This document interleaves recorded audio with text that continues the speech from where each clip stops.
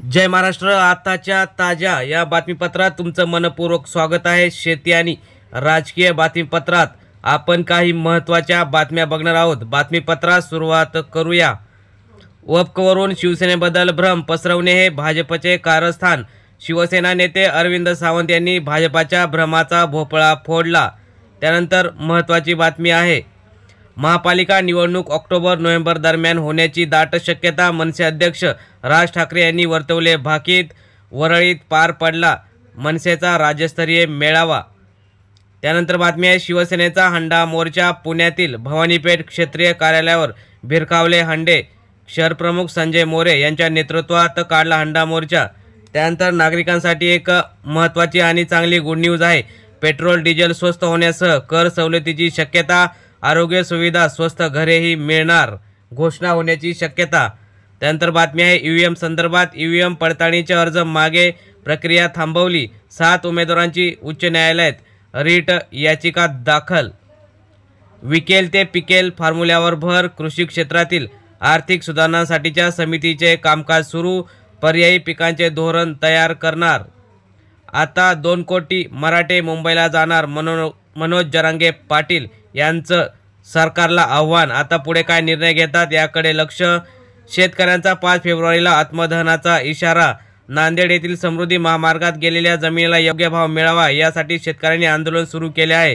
त्याचा मोबदला न मिळाल्यास आत्मदहन करणार असा इशारा दिलेला आहे.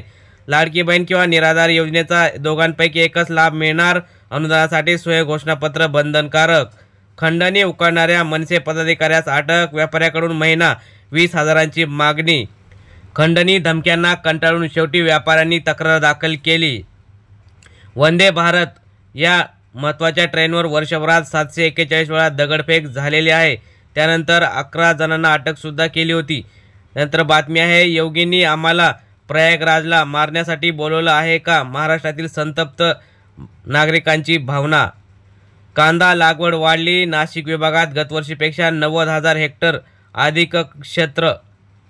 अपघात विमा योजनेचे अनुदान मिळणार थेट आयुक्तालयातून. अनुदान वितरणास होणारा विलंब टाळण्याकरता मोठा निर्णय. त्यामुळे चांगला दिलासा.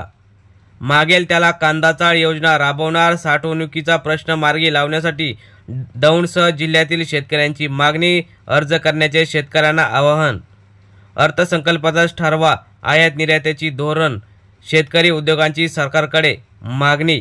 सरकार काय निर्णय घेणार याकडे लक्ष. तुरीचे दर बाजारात हमीभावापेक्षाही कमी. दर 500 रुपयांनी घटले. केंद्र सरकारच्या आयात धोरणाचा उत्पादक शेतकऱ्यांना फटका.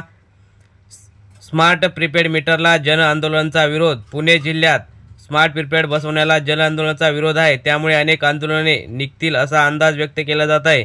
तर शेतकरी मित्रांनो आणि बांधवांनो, ह्या होत्या आजच्या महत्त्वाच्या बातम्या. धन्यवाद. जय जवान, जय किसान, जय महाराष्ट्र.